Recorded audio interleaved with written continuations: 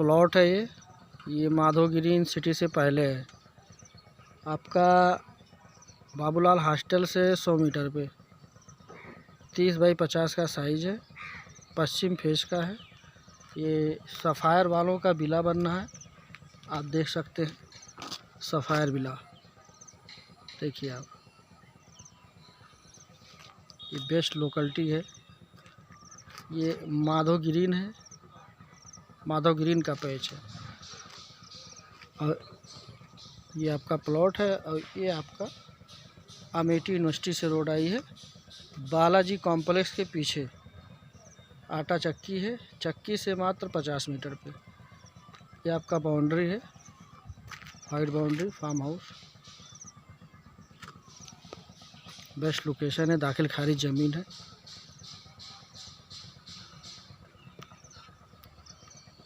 Thank you.